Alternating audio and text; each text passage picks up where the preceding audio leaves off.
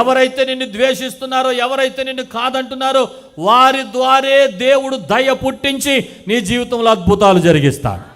హల్లెలూయా. అలా మారిపోవాలి మన ముఖం. ఆమేన్. మనం చూడగానే దయ పుట్టేలాగా మారిపోవాలి మన ముఖం. అలా మారాలంటే దానియేలు వంటి ప్రార్థన మన జీవితానికి కావాలి. ఆమేన్. హల్లెలూయా. మనల్ని నిరాకరించే వాళ్ళు ఎవరుండరో మనం బాగా ప్రార్థన చేస్తున్నప్పుడు. ఆమేన్. హల్లెలూయా. మన దగ్గరకు వచ్చి దేవుడు అద్భుత కార్యాలు జరిగిస్తాడు. బాగా ప్రార్థన చేస్తుంటే ఇలాంటి కార్యాలు జరుగుతాయి. స్తోత్రం. హల్లెలూయా. కాబట్టి మొదటి మాట ప్రార్థనా పరులు పాపం చెయ్యరు. 2 ప్రార్థనా పరులు దేనికి భయపడరు. 3 ప్రార్థనా పరులు దయ పొందుతారు. 4వది ప్రార్థనా పరులు దైవ శక్తిని కనపరుస్తారు. చెప్పండి, ప్రార్థనా పరులు దైవ శక్తిని కనపరుస్తారు. దేవునికి స్తోత్రం. ఎలాంటి శక్తి అంటే అవతల వాడు నిన్ను చూచినప్పుడు ఒక మాట అంటాడు, నీ దేవుడే నిజమైన దేవుడు. ఆమేన్. 26వ వచనం చదువుదాం. ఇప్పుడు రాజే ప్రకటన చేస్తున్నాడు. దానియేలును సింహగుహ నుండి బయటకు తీసుకొచ్చాక ఏమని, నా సముఖమున నియమించినది ఏమనగా నా రాజ్యములోని సకల ప్రభుత్వముల యందుండు నివాసులు దానియేలు యొక్క దేవునికి భయపడుచు ఆయన సముఖమున వణకుచుండవలెను. ఈ మాట అందరూ చెప్పండి. ఆయనే జీవము గల దేవుడు. ఆయనే జీవము గల దేవుడు. ఆయనే జీవము గల దేవుడు. ఎవరు చెప్పారు ఈ మాట? రాజే చెప్తున్నాడు. ఇప్పుడు చాటింపు వేస్తున్నాడు అందరితో. ఇక మీదట ఎవరైనా ఆరాధిస్తే దానియేలు దేవుణ్ణే ఆరాధించాలి. ఒకప్పుడు దానియేలును సింహాల గుహలో వేయటానికి సంతకం పెట్టిన రాజుగారు ఇప్పుడు దానియేలు దేవుడే జీవము కలిగిన దేవుడు అని ప్రకటిస్తున్నాడు. హల్లెలూయా. నిన్ను బట్టి ఎప్పుడు ఈ ప్రకటన వస్తుందో తెలుసా? నువ్వు ఒక అద్భుతాన్ని ప్రజలకు కనపరిచినప్పుడు. ఆమేన్. దానియేలు గురించి ఎందుకు ఈ మాట చెప్పాడు రాజు? ఒక అద్భుతాన్ని కనపరిచాడు. అదేంటంటే సింహాల గుహలో పడేసిన సింహాలు దానియేలునేమి ఒక అసాధ్యమైన కార్యాన్ని దానియేలు సాధ్యం చేసేసాడు. ప్రార్థనాపరుడు నిలబడిపోయాడు. సింహాలు ఏమీ చేయలేదు. ఏమండి, సింహాలు దానియేలు చిన్న హాని కూడా చేయలేదు. ఎక్కడ సాధ్యం ఇది? ఆ అసాధ్యమైన స్థితిని చూచినప్పుడు రాజు చెప్పాడు, ఇక దానియేలు దేవుడే నీవు జీవము కలిగిన దేవుడు. ఆమేన్. ఈరోజు నీ జీవితంలో కూడా ఇలాంటి అసాధారణమైన కార్యాలు జరగాలి. నేను అంటాను, అన్యజనులకు ఈరోజు మైక్ పట్టుకుని ఊతర కొట్టే అక్కర్లా, ప్రసంగాలు తెగ చేసే అక్కర్లా. మీరు కూడా వెళ్ళిపోయి నా సాక్ష్యం చెప్తాను ఏనంటే గంటల గంటలు చెప్పే అక్కర్లా. మీరు ఎవరి ప్రక్కన ఉంటున్నారో, ఏ అన్యజనుడు ప్రక్కన ఉంటున్నారో, ఏ అన్యజనురాలు ప్రక్కన ఉంటున్నారో, ప్రభువా వీరి మధ్య నా జీవితంలో ఒక అద్భుతాన్ని జరిగించండి. ఒక అసాధ్యమైన కార్యాన్ని వీరు తప్పకుండా నా విషయంలో చూడాలి. అలా చూచిన తర్వాత నువ్వే మాట చెప్పకుండా వాళ్ళే అంటారు, ఏమని తెలుసా? నీ దేవుడే జీవము కలిగిన దేవుడని. హల్లెలూయా. నీ దేవుడే గొప్ప దేవుడని. అలాంటి కార్యాలు జరగాలండి. అలాంటి కార్యాలు జరగాలి. స్తోత్రం కలుగును గాక. హల్లెలూయా. హల్లెలూయా. హల్లెలూయా. నేను సునీత మహారాష్ట్ర ఒక ప్రాంతానికి వెళ్ళాం చాలా సంవత్సరాల క్రితం. ఒక ప్రాంతానికి సువార్తకి వెళ్ళి అక్కడ అండర్ గ్రౌండ్లో ఆరాధన జరుగుతుంది. అక్కడ తీసుకెళ్లారు. కొన్ని రోజులు పరిచర్య చేశాం. ఒక మిషనరీ టీంని కలిసాం మేము. ఒక 4 యవనస్తులు సేవ చేస్తున్నారు అక్కడ. వాళ్ళని ఎంత కష్టపడుతున్నారంటే ఊళ్ళో వాళ్ళు ఎన్ని కష్టాలంటే వాళ్ళు బయటికి వెళ్ళి ఇంటికి వచ్చేలోపు ఇంటి నిండా తేళ్ళు పాములు వేసేస్తున్నారు. ప్రభువా నువ్వు పాములను ఎత్తు పట్టుకుంటానన్నావు, విషకరమైంది ఏది తాగినా హాని జరగదన్నావు, నీకే వందనాలు అని ఇలా తలుపు తాళం తీసి ఇలా తీసేలోపు అవన్నీ కాళ్ళ మధ్య నుండి వెళ్ళిపోతూ ఉండేయట. ఒక్కడ కూడా ఏ కీడు చేసే కాదట. హల్లెలూయా. ఇంకా అద్భుతమైన సాక్ష్యం చెప్పారు. వీరికి వచ్చే చెక్స్, వీరు బియ్యం పప్పు కొనుక్కుంటాకి వీరికి జీతాలుగా ఆఫీస్ నుండి వచ్చే చెక్స్ పోస్ట్ ఆఫీస్ దగ్గర తీసుకుని చింపేసేవారంట. ఆ ఊర్లో క్రీస్తు వ్యతిరేకులు చింపేసేవారట. అలాంటి పరిస్థితుల్లో 3 నెలల నుండి వాళ్ళకి డబ్బులు రావట్లేదు. వాళ్ళ దగ్గర డబ్బులు లేవు. ఇంకా ఒక్క పూటకు సంబంధించిన బియ్యము పప్పు గ్యాస్ మిగిలిన్నాయి. ఏం చేయాలో అర్థం కావటం లేదట. వెంటనే 4 మోకరించారంట, ప్రభువా నువ్వే అద్భుతం చేయాలి. ఏం చేస్తావు మాకు తెలీదు, నీకోసం వచ్చాం, నీకోసం సమర్పించుకున్నాం, నువ్వు జీవం కలిగిన దేవుడు మాకు తెలిసిన ఆయన అద్భుతం చేయమని ప్రార్థన చేసి వారు గ్యాస్ వెలిగించి ఆ బియ్యం వేయటం, పప్పు వేయటం, వండటం, గ్యాస్ వెలిగించటం, బియ్యం వేయటం, పప్పు వేయటం, వండటం, ఇలా 3 నెలలు ఉండేశారంట వాళ్ళు. 3 నెలలు. చప్పలు కొట్టండి, గట్టిగా చప్పలు కొట్టండి. ఒక్క పూటలో అయిపోతుంది అనుకున్న గ్యాస్ 3 నెలలు వచ్చేసిందట. ఒక్క పూటలో అయిపోతాయి అనుకున్న బియ్యం 3 నెలలు ఆగలేదట. సంచలా ఓర్తానే ఉంది, పప్పు ఓర్తానే ఉంది. దేవునికి అసాధ్యమైంది ఏది లేదు. స్తోత్రం చెప్పండి, హల్లెలూయా. ఆశ్చర్యపడిపోయేవారట బయట. అదే ఎలా సాధ్యం అవుతుందిరా, మనం వీళ్ళని చెక్కులు చింపేస్తున్నాం, వీళ్ళకి ఏమి లేవు, డబ్బులు లేవు, ఎలా సాధ్యమవుతుంది? గ్రహిస్తారు బయట వాళ్ళు, అన్యజనులు గ్రహిస్తారు. ఈ రోజున నీ ఇంటి నుండి, నీ వ్యక్తిగత జీవితం నుండి నువ్వు ఒక ప్రార్థనాపరుడు అయితే, నువ్వు ఒక ప్రార్థనాపరురాలు అయితే, నీ ఆఫీసులో, నీ ఉద్యోగంలో, నీ వ్యాపారంలో, నీ చదువులో, నీ తోటివారు, నీ ఇరుగు పొరుగు వారు, నీ ఇంటి ప్రక్కన వారు ఖచ్చితంగా అసాధ్యమైన కార్యాలు సాధ్యమవుతూ నీ దగ్గర తప్పకుండా చూస్తారు. హల్లెలూయా. అలా చూసిన రోజు అంటారు ఏమని? నీ దేవుడే జీవము గలదు. వాళ్ళకి కరపత్రాలు ఇవ్వక్కర్లేదు, మైకి పెట్టి ఊదర కొట్టక్కర్లేదు, వాళ్ళకి మనం ఏదేదో చెప్పక్కర్లేదు. నీ జీవితంలో ఒక అద్భుతం చూసిన వారు తప్పక నీ వెనకాల పరిగెట్టుకుని ప్రభు దగ్గరికి వచ్చేస్తారు. ఆమేన్. దైవ శక్తిని లోకానికి కనపరచాలి. ఆమేన్ చెప్పండి, గట్టిగా చెప్పండి. దేని ద్వారా? దానియేలు జీవితంలో అన్నీ ఎలా జరిగాయి? అతను పాపాన్ని ఎలా జయించాడు? అతనికి భయం లేకుండా ఎలా జీవించాడు? అతను దయ పొందిన వాడికి ఎలా మార్చబడ్డాడు? అతను దైవశక్తిని లోకానికి ఎలా చూపించాడు? ప్రార్థన ద్వారే. కనుక ఈ రోజున ప్రార్థనను నిర్లక్ష్యం చేయకుండా మరలా చెప్తున్నాను, సైతానుడు ఏదైనా చేయనిస్తాడు కానీ ప్రార్థన చేయనుడు. ప్రార్థన చేస్తే అన్నీ జరిగిపోతాయి నీ జీవితంలో. ఇవన్నీ జరగకూడదు ఆడి ఉద్దేశంలో. నువ్వు ఏడుస్తూనే ఉండాలి ఎప్పుడు, మీ ఇంట్లో ఎప్పుడు ఏడుస్తూనే ఉండాలి. సైతాను గాడి హృదయ వాంఛ, ఒక విశ్వాసిపై వాడు హృదయ వాంఛ ఏంటంటే ఈరోజు బియ్యం అయిపోవాలి, అప్పులు అయిపోవాలి, హాస్పిటల్ పాలు అయిపోవాలి, ఏడుస్తూ ఉండాలి. మీరు ఏడుస్తూ ఉంటాడు, పగలబడి నవ్వుతూ ఉంటాడు. వాడికి ఏడుపు రప్పించాలి. ఎలాగో తెలుసా? దేవుడు చేసే అద్భుతాల ద్వారా, దేవుడు చేసే ఆశ్చర్య కార్యాల ద్వారా. నిన్ను బట్టి నువ్వు కాదు, నీ ఇల్లు కాదు, నీ ఇంటి చుట్టుపక్కల వారు పరుగులు పెట్టుకుంటా దేవుని మందిరానికి వచ్చేస్తుంటే అది చూసి వారవలేక ఎక్కెక్కి ఏడవాలి సైతానుగాడు. స్తోత్రం చెప్పండి, హల్లెలూయా. కాబట్టి అలాంటి ఆధ్యాత్మిక జీవితంలోకి వెళ్ళాలంటే తప్పక దానియేలు చేసిన ప్రార్థన మనము కూడా చేయగలగాలి. ఆమేన్. ఇక 5వ మాట, 4 మాటలు చెప్పండి. ప్రార్థనాపరులు పాపం చేయరు. 2, ప్రార్థనాపరులు దేనికి భయపడరు. 3, ప్రార్థనాపరులు దయ పొందుతారు. 4, ప్రార్థనాపరులు దైవశక్తిని కనపరుస్తారు. 5వ మాట, ప్రార్థనాపరులు వర్ధిల్లుతారు. చెప్పండి, ప్రార్థనాపరులు వర్ధిల్లుతారు. మరలా చెప్పండి. రైట్. 28వ వచనం చదువుదాం. ఈ దానియేలు దర్యావేషు ప్రభుత్వ కాలమందును పారసీకుడగు కోరేషు ప్రభుత్వ కాలమందును వర్ధిల్లెను. చెప్పండి మాట, వర్ధిల్లెను, ఆశీర్వదించబడెను, దీవించబడెను. ఏమన్నా ఎగ్జామ్లు రాశాడా? చెప్పండి. పరీక్షలు ఏమన్నా పెట్టారా దానియేలుకి? దానియేలు నిన్ను ఈ స్థానంలోకి తీసుకురావాలంటే ఎంట్రన్స్ టెస్ట్ ఉంది, అది రాయి అన్నారా? ఎగ్జామ్స్ ఏమి లేవు అక్కడ, పరీక్షలు ఏమి పెట్టలేదు, ఎంట్రన్స్ టెస్ట్లు లేవు, ఇంకో టెస్ట్ లేదు, ఏమి లేదు, డైరెక్ట్ అపాయింట్మెంట్. నేను ఏమంటున్నానంటే ప్రార్థనా పరులకి అవకాశాలు ఇంటికి వచ్చి తలుపు తడతాయి. ఆమేన్ చెప్పండి.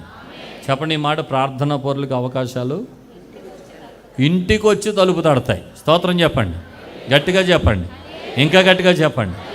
నీ భవిష్యత్తు నీ పరీక్షల మీద ఆధారపడలేదు, నీ భవిష్యత్తు నువ్వు చేసుకునే కార్యక్రమాల మీద ఆధారపడలేదు, నీ భవిష్యత్తు నీ ప్రార్థన మీద ఆధారపడి ఉంది. నువ్వు ప్రార్థన చేస్తే అవకాశాలు ఇంటికి వచ్చి తలుపు తడతాయి. హల్లెలూయా. ఎవరో పంపించేస్తారు పెద్ద అపాయింట్మెంట్ లెటర్ నువ్వు పెట్టకుండానే. ఆమేన్. ఎవరో ఇచ్చేస్తారు నీకు పెద్ద అవకాశం నువ్వేమీ చేయకుండానే. ఆమేన్ చెప్పండి. ఇంటికొచ్చి తలుపు తడతాయి అవకాశాలు. స్తోత్రం చెప్పండి. నేను చాలా దేశాలు తిరుగుతున్నాను, అమెరికా ఒకటి వెళ్ళలేదు ఇదివరకు, ఇప్పుడు కాదు. వెళ్ళని టైంలో నేను అమెరికా వెళ్తానని కూడా ఎప్పుడు అనుకోలేదు. చాలా సంవత్సరాల క్రితం మనం పెదపాడులో మీటింగ్లు పెట్టాం, యేసయ్య దీవెన పండుగలు. ఆ పెదపాడులో మీటింగ్లు పెట్టిన టైంలో ఆ రోజు ముందు రోజు ఉదయం ఒక సహోదరి ఫోన్ చేశారు నాకు, మాధవి గారని ఒక సహోదరి. బ్రదర్ జ్యోతిరాజు గారేనని చాలా ఆశ్చర్యంగా నాతో మాట్లాడుతూ ఆవిడ చాలా ఎక్సైట్ అయిపోతుంది. మీరేనండి? నేనేనండి, జ్యోతిరాజు నేనండి. సార్ నేను నెల్లూరులో ఉన్నానండి, ఇప్పుడు మిమ్మల్ని కలవటానికి ఏలూరు వస్తున్నానండి అంతే. నెల్లూరులో ఉన్న ఆవిడకి నన్ను కలవటానికి ఏలూరులో పని ఏంటిరా అంటే, ఏమ్మా దేనికేనండి? ఏం లేదండి, మాది అమెరికా, నేను అమెరికా నుండి వచ్చాను, దేవుడు ప్రార్థనలో మాట్లాడాడు మిమ్మల్ని అమెరికా తీసుకురమ్మని అంతే. ఊరు బాబు, నన్ను అమెరికా తీసుకెళ్ళటం ఏంటి? సరే అమెరికా వెళ్తానో లేదో తర్వాత సంగతి, కానీ ముందే ఆవిడ వస్తానంది కదా రమ్మందామని రమ్మన్నాం. ఆవిడ వచ్చింది, ఆదివారం చర్చిలో ఉంది. ఆ రోజు పెద్దపాడు మీటింగ్ తీసుకెళ్ళాం, చక్కగా ఆనందించింది. మీరు ఏం చేస్తారో నాకు తెలియదు, మీరు అమెరికా వచ్చే వరకు పెట్టుబడి నాదే.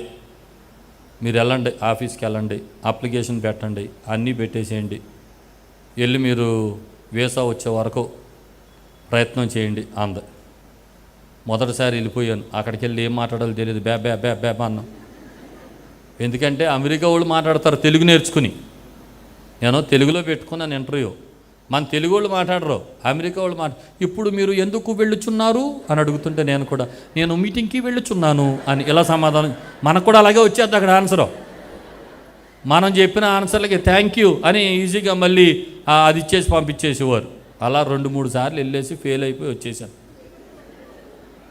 ఆవిడ ఫోన్ చేయటం, బ్రదర్ వచ్చిందండి, వచ్చేసిన రాలేదమ్మా. అదేంటి రాపోవడం ఏంటి? నేను ఇక్కడ ప్రార్థన చేస్తున్నాను మీకోసం, చాలామంది ప్రార్థన చేస్తారు. ఏమోనండి నాకు తెలియదండి, మన 10th కదండి, ఎక్కడో వస్తుందండి మనకి. చివరిగా ఆవిడ మాత్రం వదలట్లేదు. ప్రభు నాకు చెప్పాడు, మీరు వస్తున్నట్టు ప్రభు నాకు చెప్పాడు, మిమ్మల్ని తీసుకురమ్మన్నాడు, ఎంతకాలమే నేను వదలను, మీరు రావాల్సింది ఇక్కడికి, మళ్ళీ పెట్టండి అంది. ఈసారి ఎందుకన్నా మంచిదని అమ్మగారిని యాడ్ చేసుకున్నాను, ఇద్దరం కలిసి పెట్టేశాం. వెళ్తా ఒకటే అనుకున్నాం, ఇప్పుడు చాలాసార్లు వెళ్ళాం కదా, ఇదే లాస్ట్ అండ్ ఫైనల్ ఇలాగ అనుకున్నాను. ఇక మళ్ళీ అమెరికా కాన్సులేట్ అనే పేరే ఎత్తకూడదు. ఈసారి వస్తే వచ్చినట్టు, లేకపోతే రానట్టు, ఏదో మాట చెప్పేసి వచ్చేద్దాం, గట్టిగా చెప్పేద్దాం అని వెళ్ళిపోయి చాలా ధైర్యంగా నుంచుని, ఆయన సరిగ్గా దేవుని కృపను బట్టి ఈసారి వచ్చిన ఫారినరు ట్రాన్స్లేటర్ని పెట్టుకున్నాడు తెలుగు ఆయన్ని. ఇక మాకు ఆ ప్రాబ్లం లేదు, ఆయన అడిగిన మాట నేను చెప్పిన మాట ఆయనకి చెప్పుకుంటున్నాడు, ఇది బాగానే ఉంది కమ్యూనికేషన్, అన్నీ బాగా చెప్పేశాను. లాస్ట్లో అన్నాడు, ఎంతమంది చర్చ్ మీరు, మీ కాంగ్రిగేషన్ ఎంత అన్నాడు ఆ ఫారినర్. 3000 మంది అండి అన్నాను. నిజం చెప్పండి 3000 ఉంటారా అన్నాడు. నిజంగా 3000 ఉంటారండి, 3000 మంది అన్నాడు. మళ్ళీ నిజం చెప్పండి అన్నాడు. 3000 అన్నాను. నేను ఎందుకు అడుగుతున్నానంటే నేను కూడా క్రిస్టియన్నే అన్నాడు ఆ ద్వారా. మరి ఆదివారం పూట పనులకి వెళ్ళాల్సి వస్తుంది కదా, మరి అప్పుడు నేను కూడా కొన్నిసార్లు ఇలా డ్యూటీలో ఉండిపోయి ఆరాధన మానేస్తాను, అలాంటి వాళ్ళు మీ చర్చిలో చాలామంది ఉంటారు కదా, అప్పుడు 3000 మంది ఎలాగవుతారు అని అడిగాడు. మరి దేవుడు ఆ టయానికి పెట్టిన ఆలోచన, వాళ్ళందరినీ తీసేయగానే 3000 అండి మా ఊళ్ళో అన్నాను. దేవునికి స్తోత్రం. ఇక సమయోచితమైన ఆలోచన అంటారు కదా, దేవుడు అలా ఇచ్చాడు, వెంటనే చెప్పేశాను. ఓ వెరీ గుడ్, కంగ్రాచులేషన్స్ అని ఒక మాట చెప్పేసి జాగ్రత్తగా వెళ్ళరండి అమెరికా అని పంపేశాడు. దేవునికి స్తోత్రం. పల్లెల నుండి మొదలెట్టేశాం. ఏలూరులో గ్రామ స్థాయి, మండల స్థాయి, జిల్లా స్థాయి, రాష్ట్ర స్థాయి మీటింగులు అన్నీ చేసేగా దేవుడు ఇంకా ఇతర రాష్ట్రాలు, ఇతర దేశాలు పంపిస్తూ ఉన్నాడు. సర్వలోకానికి వెళ్ళాలి కదా, వెళ్తున్నాము, సువార్త ప్రకటించి వస్తున్నాం, దేవుడు గొప్ప కార్యాలు జరిగిస్తున్నాడు. ఎందుకంటున్నానంటే అవకాశాలు చెప్పండి ఇంటికొచ్చి తలుపు తడతాయి. మనం ప్రయాసపడక్కర్లేదు. ఆమేన్ చెప్పండి ఒకసారి గట్టిగా. వాళ్ళని పంపిస్తాడు దేవుడు. స్తోత్రం కలుగును గాక. మనం చేయాల్సిన పని ఒకటి, ఏంటది? ప్రార్థన చేస్తే అవకాశాలు ఇంటికి వచ్చి తలుపు తడతాయి. అయ్యా, పేరు కోసం, పలుకుబడి కోసం నేను ఎప్పుడు ప్రయాసపడలేదు, ఎవరి గుమ్మం తాకలేదు, నన్ను నేను పబ్లిసిటీ కూడా ఏం చేసుకోలేదు. దావీదును దేవుడు ఆశీర్వదించిన తరువాత దావీదు 10,000 కొలది, సౌలు 1,000 కొలది అని ప్రజల్లో నుండే పబ్లిసిటీ ప్రారంభమైపోయింది. స్తోత్రం కలుగును గాక. నా జీవితంలో పబ్లిసిటీ కోసం, పేరు తెచ్చుకోవడం కోసం నేను ఏ పని చేయలేదు. సువార్త ప్రకటించడం నాకు గురిగా పెట్టుకున్నాను. పేరు దాని అంతటా అదే ప్రభువు తీసుకొచ్చాడు. స్తోత్రం చెప్పండి సరి గట్టిగా. అందుకు నేను అంటున్నాను, ఈరోజు నేను అర్హుణ్ణి కాదు దీనికి, నాకు యోగ్యత లేదు దీనికి, నాకు పెద్ద చదువులు లేవు, పెద్ద అర్హత లేదు, పెద్ద పదవులు లేవు, ఏమీ లేవు నా జీవితంలో. అయినా దేవుడి మీద ఆధారపడినప్పుడు అవకాశాలు ఇంటికొచ్చి తలుపు తడతాయి. స్తోత్రం చెప్పండి. మిమ్మల్ని కూడా దేవుడు దీవిస్తాడు. స్తోత్రం, హల్లెలూయా. ప్రభు వైపు చూడండి, ప్రభు వైపు చూడండి, కన్నులెత్తండి, దేవుని వైపు చూడండి, దానియేలులాగా మారిపోండి. దానియేలుకి ఇచ్చిన అవకాశాలు దేవుడు మీకు కూడా అనుగ్రహిస్తాడు. మా నాన్నగారు యేసు ప్రభు నమ్ముకుంటే చిల్లు గవ్వ ఇవ్వలేదు మా తాత. ఆస్తి ఇంట్లో నుండి బయటకు గెంటేశాడు, దేవుడు విడిచిపెట్టలేదు. ఆస్తి ఇవ్వనన్న తాత ఎప్పుడో వదిలేశాడు. కానీ ఏ ప్రభువుని నమ్ముకొని వచ్చారో ఆ పరమ తండ్రి మమ్మల్ని ఆస్తికర్తలుగా మార్చేశాడు. స్తోత్రం చెప్పండి, హల్లెలూయా. వారి ప్రార్థనలు వ్యర్థంగా పోలేదు. మా తల్లి మా తండ్రి కార్చిన కన్నీరు వ్యర్థంగా పోలేదండి. వారి ప్రార్థనలు వ్యర్థంగా పోలా. మా 5 సంతానాన్ని రాజకుటుంబీకుల్లాగా దేవుడు ఆశీర్వదించేశాడు. ఈ రోజున మాకు ఏ లోటు లేదు, ఏ కొదువ లేదు. దానియేలును వర్ధిల్లింపజేసిన దేవుడు మా కుటుంబాలను వర్ధిల్లింపజేశాడు, మమ్మల్ని ఆశీర్వదించాడు, మా పిల్లల్ని ఆశీర్వదిస్తున్నాడు. స్తోత్రం కలుగునుగాక. హల్లెలూయా. మిమ్మల్ని కూడా ప్రభు ఆశీర్వదించాలని ఆశపడుతున్నాడు. ఎంతవరకు ఎవరి వైపు చూసావో, దేని వైపు చూసావో, ఎటు కనిపెడుతున్నావో విడిచిపెట్టి నరులను నమ్ముట కంటే వచ్చే ప్రభు దగ్గరికి, ఆయన పాదాలు పట్టుకో, ఆయన దగ్గరకు వచ్చి ఆయన శరణు కోరుకో. ఎప్పుడు ఏ సమయంలో ఏది నీ జీవితంలో చెయ్యాలో అది తప్పక దేవుడు చేస్తాడు. నా బిడ్డల భవిష్యత్తు కోసం కూడా నేను ఎప్పుడు టెన్షన్ పడలేదు, పడను కూడా. ఎందుకంటే నా బిడ్డలు కాదు వాళ్ళు, దేవునికి అప్పగించేశాను, దేవునికి సమర్పించేశాను వాళ్ళిద్దరిని. ప్రభు వాళ్ళిద్దరు నీ బిడ్డలే, వాళ్ళిద్దరూ నీ సేవే చేయాలి, నీ కోసమే బ్రతకాలి, మా తర్వాత కాడి మొయ్యాలి, నీ కొరకు జీవించాలి అని ఎప్పుడో సమర్పించేశాం. మా పిల్లలు కాదు వాళ్ళు, వాళ్ళు దేవుని పిల్లలు, దేవుడు నడిపిస్తాడు. హల్లెలూయా. మనం చేయాల్సిన పని ఏంటంటే వారి నిమిత్తమై ప్రార్థన చేయడమే. తల్లిదండ్రులారా, ప్రియ దేవుని బిడ్డలారా, దేనికి టెన్షన్ పడకండి, దేనికి కలవరపడకండి, ప్రభు వైపు చూడండి. దానియేలు ప్రార్థన నేర్చుకోండి, దేవుడు అద్భుతమైన కార్యాలు జరిగిస్తాడు. చెప్పండి ఒకసారి. ప్రార్థనాపరులు పాపం చేయరు. 2, ప్రార్థనాపరులు దేనికి భయపడరు. 3, ప్రార్థనాపరులు దయ పొందుతారు. 4, ప్రార్థనాపరులు దైవశక్తిని కనపరుస్తారు. 5, ప్రార్థనాపరులు వర్ధిల్లుతారు. ఆమేన్. ఇక 6వ మాట, చివరి మాట, ప్రార్థనాపరులు పరిస్థితులను తారుమారు చేస్తారు. చెప్పండి. ప్రార్థనాపరులు పరిస్థితులను తారుమారు చేస్తారు. 24వ వచనం చదువుదాం. రాజు ఆజ్ఞ ఇయ్యగా దానియేలు మీద నింద మోపిన మనుషులు వారు తోడుకుని వచ్చి సింహముల గుహలో పడద్రోసిరి. వారిని వారి కుమారులను వారి భార్యలను పడద్రోసిరి. వారి గుహ అడుగునకు రాకమునిపే సింహముల పాలైరి. సింహములు వారి ఎముకలను సహితము పగుల గురికి పొడి చేసెను. ప్రార్థనా పరులతో పెట్టుకుంటే ఇలాగే ఉంటుంది. నువ్వు ఒకటి అనుకుని వెళ్తావు, చెప్పండి, ఇంకోటి జరుగుతుంది. ఎవడు తవ్వుకున్న గోతులో ఆడే పడిపోతాడు. మీకు 2 మాటలు చెప్తాను. 1, ప్రార్థనా పరులతో పెట్టుకోవద్దు. చెప్పండి మాట. పొరపాటున ప్రార్థనా పరుల జోలికి వెళ్ళారా, మీరు ఎందుకు వెళ్ళారో అది మీకే జరుగుతుంది.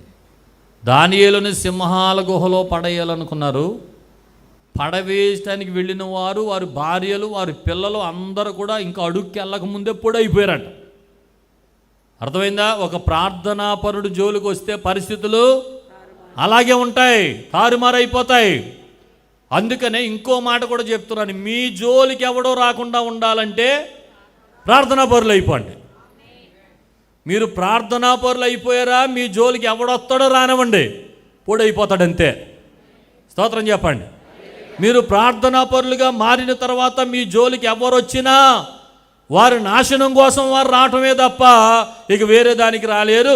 మిమ్మల్ని ఎవ్వడు ముట్టుకోలేడు. ఎందుకో తెలుసా? మిమ్మల్ని ముట్టినవాడు తన కనుగుడ్డును ముట్టినట్టు. హల్లెలూయా. ప్రార్థన ద్వారా నువ్వు దేవునికి దగ్గరైపోతే, ఇక నువ్వు ఆయన బిడ్డగా మారిపోతే, ఆయన వశమైపోతే, ఎవడైనా నీ దగ్గరకు వస్తే ఆయన కనుగుడ్డి మీద ఏలు పెట్టినట్టు అంటారు. పడుకున్నవాళ్ళు లేపడం ఎందుకు చెప్పు? ఆయన కనుగుడ్డి మీద ఏలు పెడితే మసి అయిపోతాడంతే. అందుచేత దేవుని సేవకునిగా చెబుతున్నాను, 1 ప్రార్థనా పరుల జోలికి వెళ్ళొద్దు, 2 మీరు ప్రార్థనా పరులుగా మారిపోండి. ప్రార్థనా పరులుగా మారిపోండి. మీ జోలికి ఎవరు రారు, మీరెవరి జోలికి వెళ్ళద్దు. హల్లెలూయా. మంచిగా ప్రార్థన చేసే కుటుంబాలు ఉంటాయి, మంచిగా ప్రార్థన చేసే విశ్వాసులు ఉంటారు, మంచిగా ప్రార్థన చేసే కాపర్లు ఉంటారు, నాయకులు ఉంటారు. ప్రార్థనా పరులకు కీడు చేయడానికి ఏ రోజు కూడా ప్రయత్నం చేయకండి. వాళ్ళకు కీడు చేశారా, మీకు మీ కుటుంబాలకు కూడా కీడు చేసినోడు అక్కడైతే పాపం ఫ్యామిలీస్ వెళ్ళిపోయినాయి. ఏమండి, తొయ్యాలనుకున్నాడు అక్కడే సింహాల గుహలో. కానీ ఇక్కడ ఏం జరిగింది? తోసినోడు, వాళ్ళ భార్యలు, వాళ్ళ పిల్లలు. అంటే దేవుడు చూడండి, ఒక్కసారి కనుక కోపగిస్తే అసలు మళ్ళీ నీ నీడ లేకుండా చేసేస్తాడు, నీ కుటుంబం అడ్రస్ లేకుండా పోతుంది. అలాంటి పరిస్థితి ఇది. అందుకనే ప్రార్థనా పరుల విషయంలో జాగ్రత్తగా ఉండండి. నీ ఇంటి ప్రక్కన తోటి విశ్వాసి ప్రార్థనా పరురాలైతే గౌరవించు, ప్రేమించు, ఆమెతో కలిసి ప్రార్థన చేయి. ఇంకా ప్రార్థన సహాయం కోరుకో, నీ జీవితంలో అద్భుతాలు జరుగుతాయి. ఆమేన్. అంతేగాని హేళన చేయటం, గేలు చేయటం, అల్లరి చేయటం, ఇష్టం వచ్చినట్టు మాట్లాడటం, నిందలు వేయటం, అపహాస్యం చేయటం, గేలు చేయటం ఇలాంటివి చేయకండి. మీరు ఏది విత్తుతారో, స్తోత్రం చెప్పండి. హల్లెలూయా. కొంతమంది ప్రార్థనా పరులా కనపడతారు, కొంతమంది ప్రార్థనా పరులు కనపడరు. కనపడని ప్రార్థన బోల్డంత ఉంటుంది వాళ్ళ దగ్గర. ఆమేన్. కొంతమంది చాలామందికి కనపడేలాగా ప్రార్థన చేస్తారు. కొంతమంది సీక్రెట్ ప్రేయర్ వారియర్స్ ఉంటారు. చాలా సీక్రెట్గా వారు దేవుని దగ్గర బలమైన శక్తిని పొందేసుకుంటారు. వాళ్ళు ఎవరికి కనపడరు. అందుకని నువ్వు ఎవరి గురించి మాట్లాడినా కొంచెం జాగ్రత్తగా ఉండాలి. దేవునికి స్తోత్రం చెప్పండి. హల్లెలూయా. కాబట్టి ఈ రోజున ప్రార్థనా పరులు ఎవరైనా సరే, నీవు ఒక ప్రార్థనా పరుడిగా మారితే ఎవరైనా నిన్ను ఏదైనా చెయ్యాలనుకుంటే చివరికి అది వారికే సంభవిస్తుంది. పరిస్థితులు ఏమైపోతాయి? తారుమారైపోతాయి. చెప్పండి, పరిస్థితులు ఏమైపోతాయి? తారుమారైపోతాయి. గట్టిగా చెప్పండి, పరిస్థితులు ఏమవుతాయి? తారుమారైపోతాయి. ఇంకో మాట చెప్పనా? నీకు ఇంకెప్పటికీ తగ్గని రోగం అని డాక్టర్స్ చెప్పారేమో, నువ్వు ప్రార్థనా పరుడిగా మారితే రిపోర్ట్లు కూడా తారుమారైపోతాయి. హల్లెలూయా. రిపోర్ట్స్ కూడా తారుమారైపోతాయి. ప్రజలు చెప్పే మాటలు కూడా తారుమారైపోతాయి. ఎవరైనా నిన్ను నిందిస్తున్నారేమో అవి కూడా తారుమారైపోతాయి. ఎవరైనా నీ మీద అవమానంగా పలుకుతున్నారేమో అవి కూడా తారుమారైపోతాయి. ఆయన తారుమారు చేసే దేవుడు ఆయన. చెప్పండి ఈ మాట, ఆయన. అందుచేత ఒకే ఒక్క మాట, ప్రార్థన అనండి. ఎలాంటి ప్రార్థన? ఎడతెగక ప్రార్థన. ప్రార్థనాపరుడిగా చేసే ప్రార్థన, ప్రార్థనాపరురాల్లాగా చేసే ప్రార్థన, పైకి కనపడవలనని చేసే ప్రార్థన కాదు. భక్తిపరుని అనిపించుకోవాలని చేసే ప్రార్థన కాదు. రహస్యమందున్న నీ దేవుని మదిలోనికి, ఎదలోనికి నువ్వు చొరబడి ఆయన హృదయంలో ఒక స్థానాన్ని సంపాదించుకొని నిన్ను దృష్టించే ప్రార్థన జీవితం, నిన్ను నిజంగా ఆయన చూచి నా హృదయానుసారుడని చెప్పే ప్రార్థన జీవితం, నాకు ఇష్టమైన వాడని చెప్పే ప్రార్థన జీవితం, అలాంటి ప్రార్థన జీవితంలోకి రాగలిగితే పరిస్థితులను దేవుడు తారుమారు చేసేస్తాడు. ఆమేన్. హల్లెలూయా. ఇశ్రాయేలులో లేకుండా చేద్దాం అనుకున్నారు ఐగుప్తీయులు.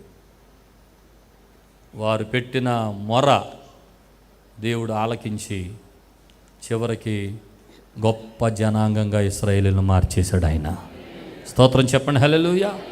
అనాథ కాలం నుండి అద్భుతాలు చేస్తూ వస్తున్న దేవుడు, ఆశ్చర్య కార్యాలు జరిగిస్తూ వస్తున్న దేవుడు, బలమైన కార్యాలు జరిగిస్తూ వస్తున్న దేవుడు. ఈరోజు ఈ మాటలన్నీ ఎందుకు చెప్తున్నాడంటే, మునుపు మన ముందున్న భక్తులు, మన ముందున్న చరిత్రలు, మన ముందున్న ప్రార్థన యోధులు అందరూ కూడా మనకు ఆదర్శప్రాయమైనటువంటి వ్యక్తులు, మనకు దృష్టాంతములుగా దేవుడు వారిని పెట్టుంచాడు కనుక వారిని జ్ఞాపకం చేసుకొని వారికి అనుగుణంగా అనుచరణగా మరి మనం కూడా నడిస్తే మన జీవితాల్లో కూడా దేవుడు బలమైన కార్యాలు జరిగిస్తాడు. తల వంచండి, కళ్ళు మూసుకోండి, ప్రార్థన చేద్దాం. పరిశుద్ధుడు, మహాగణుడు, సర్వశక్తిమంతుడు, కృప కలిగిన మా తండ్రి, మరొకసారి నీ పాదాలు చెందుకొస్తున్నాను. కేవలం పైకి ప్రార్థన చేసేవారుగా కాకుండా మెలకువ కలిగి, పట్టుదల కలిగి, ఆసక్తి కలిగి, ఎడతెగక ప్రార్థించే ప్రార్థనా పరులుగా మమ్మల్ని అందరినీ తయారు చేయండి నాయనా. భూలోకమును తల్లకిందులు చేయవారు ఇక్కడే ఉన్నారని ఆనాడు నీ భక్తుల గురించి చెప్పబడిన మాట ఈరోజు మా సంఘముల విషయమై చెప్పగలగాలి తండ్రి. అలాంటి ప్రార్థనా పరులను మా సంఘముల నుండి సిద్ధపరచండి. నీ కార్యాలు జరిగించండి, హృదయవాంఛలు తీర్చండి. ప్రతి వ్యతిరేకమైన ఆత్మ యేసు నామమున లయమైపోవునుగాక. నీ ఆత్మకార్యాలు జరిగించండి. ప్రతి ఇల్లు ఒక ప్రార్థన ఇల్లుగా మార్చబడాలి. ప్రతి విశ్వాస ఒక ప్రార్థన పరుడిగా, ప్రార్థన పరురాలుగా మార్చబడాలి. దానియేలు వంటి భక్తులు మా సంఘము నుండి లేపబడాలి నాయనా.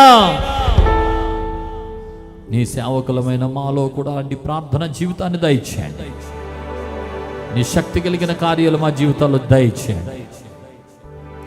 ఇంకా సాధారణమైన కార్యాలు ప్రతి ఒక్కరు చూడాలి ప్రభు. నీ శక్తి చేత నింపి నడిపించండి. ఈ రాత్రి చేసిన ప్రార్థన ఆలకించారు. మా జీవితాల్లో మీరు చేసిన గొప్ప కార్యాలు బట్టి వందనాలు చెల్లిస్తాం. మహిమ ఘనత ప్రభావం నీకు ఆరోపించుకుంటాం. యేసు అతి శ్రేష్టమైన నామమున వేడుకొని ప్రార్థిస్తున్నా మా పరమ తండ్రి, ఆమేన్. పరలోకమందున మా తండ్రి, మీ నామం పరిశుద్ధపరచబడుగాక, మీ రాజ్యం వచ్చునుగాక, మీ చిత్తం పరలోకమందు నెరవేరినట్లు భూమి మీద నెరవేరునుగాక. మన దినహారుడు మాకు దయచి వాడల అపరాధం చేసిన క్షమించిన ప్రకారం అపరాధం క్షమించండి.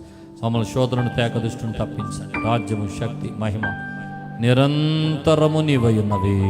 ఆమేన్. మన తండ్రి అయిన దేవుని ప్రేమ, కుమారుడైన యేసుక్రీస్తు వారి కృప, పరిశుద్ధాత్మ దేవుని అన్యోన్య సహవాసము, సమాధానము ఆయన బిడ్డలమైన మనకు అందరికును ఆయన రాకడ పర్యంతము సదా తోడై నడిపించునుగాక.